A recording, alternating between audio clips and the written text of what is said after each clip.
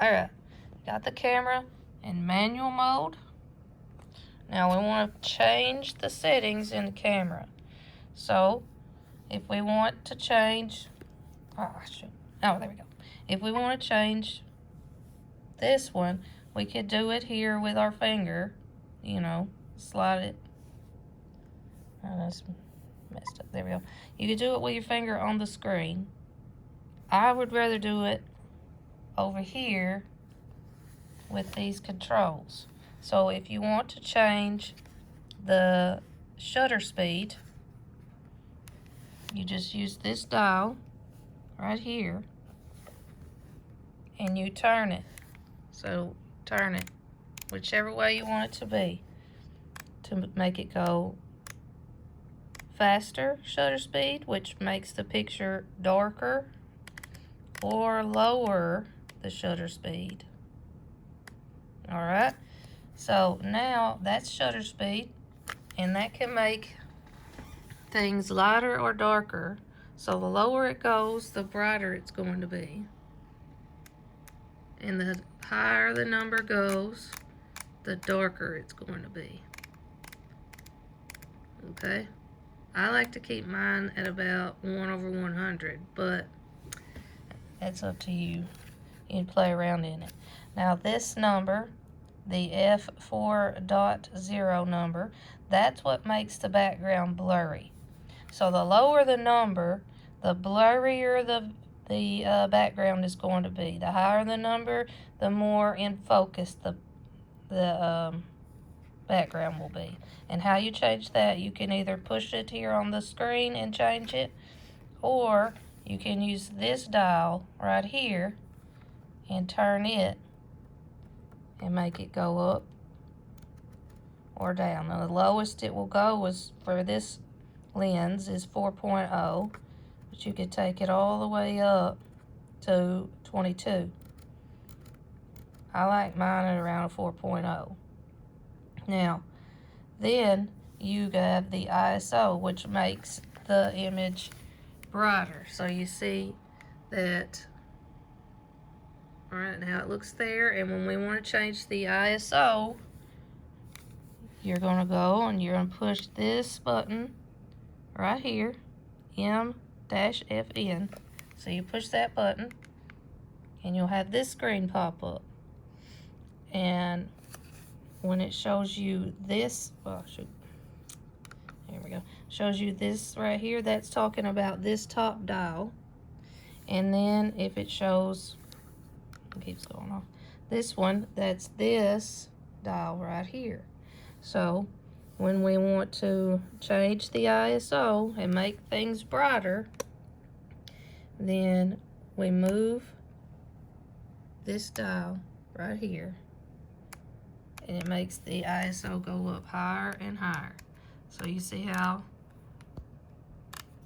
it's bringing in more light, and it will go all the way up to that. But the higher that number is, the more noise that's in the picture, the more grainy it can look. So when you're outside, you want to have it at 200 to 100 is what I do. So I'm inside, so I have it at 100 here, and you can't see hardly anything. So if I bring it up, you notice as I bring it up, you can start seeing the room.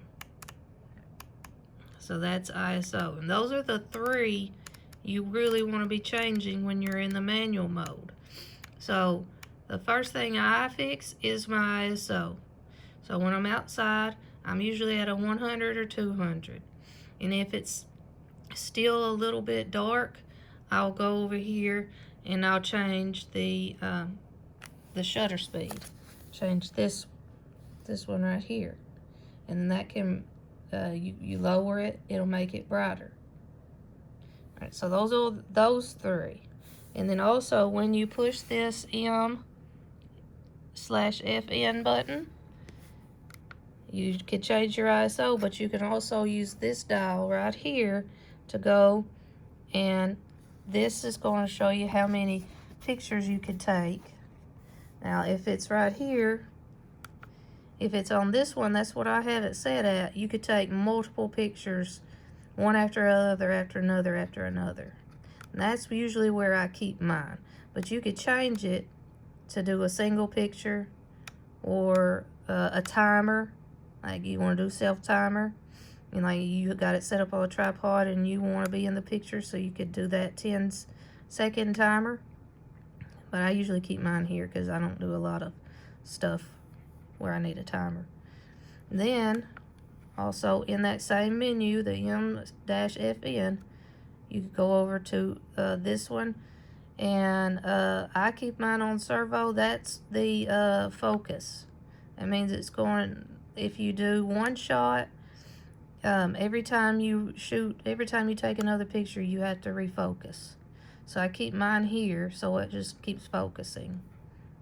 Alright, and then next, the white balance. Okay, hardly see.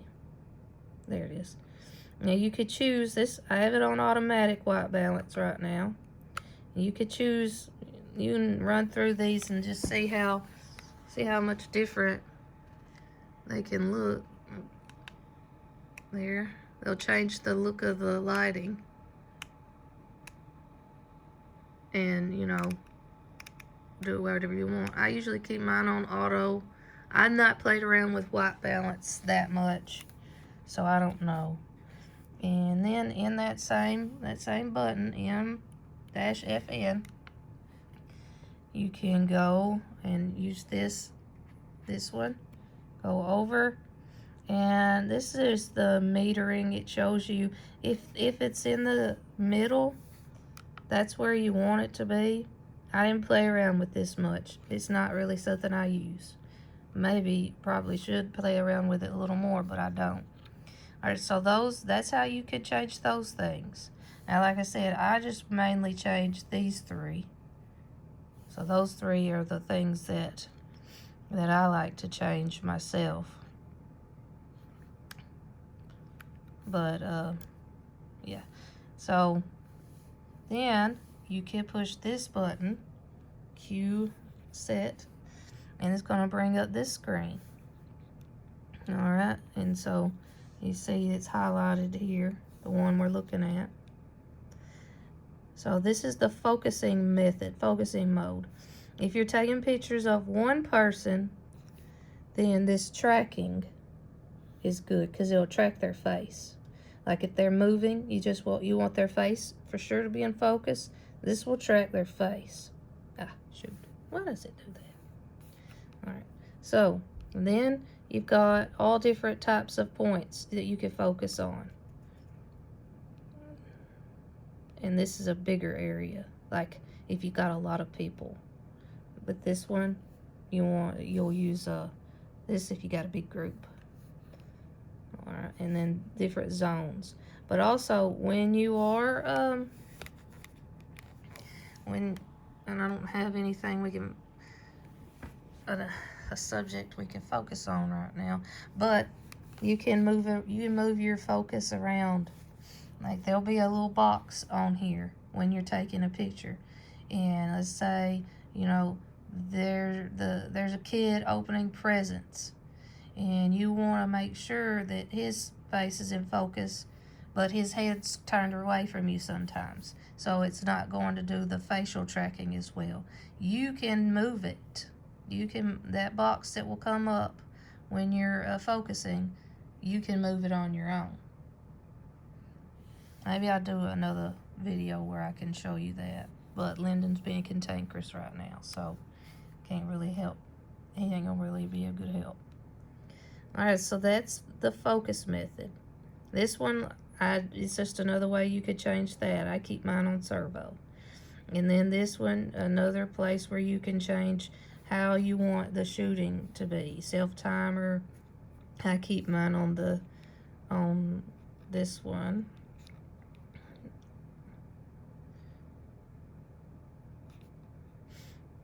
And then there's the high speed. My camera doesn't have this high speed continuous shooting. That looks pretty cool though. I'd probably use that. Now, I'm going to talk about the image raw and stuff. I'm going to show you how to change it and do that in a minute. movies. This I never mess with. Again, another way to change white balance. Picture style, I've always kept mine on standard. And autocorrect image brightness, it's off. I guess we could turn it on. Alright, so now when I'm taking pictures, I'll take my pictures and I'll move them over into Lightroom and edit. If you're not going to do that, if you're just taking pictures and you're going to take them from the camera and develop them, then you won't need yours to be in RAW. So go to Menu, Image Quality. That's the first one in that first menu, Image Quality. I've got it set to RAW, but if, like I said, if you're taking the pictures straight from this card to somewhere to get them developed, you don't need it to be in RAW. You can move that.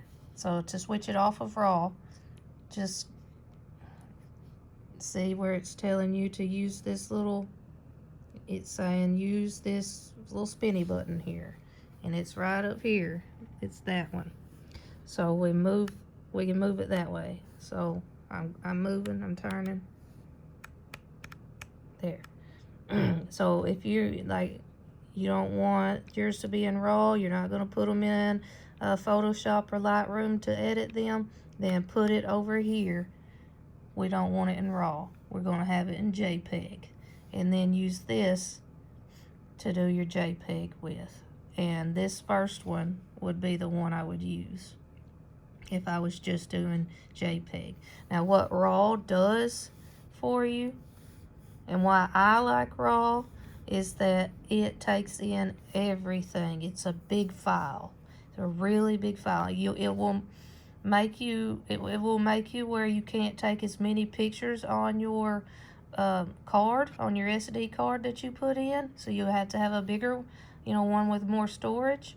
But it brings in more of the light and the colors and the scenery that you want from your picture, and that RAW brings it in there. So if you are going to go and use Photoshop or Lightroom or any of those, then you would come to this menu, Image Quality, and click it, and then set yours to RAW. Use the spinny thing, set it to RAW, and then you don't need RAW and JPEG.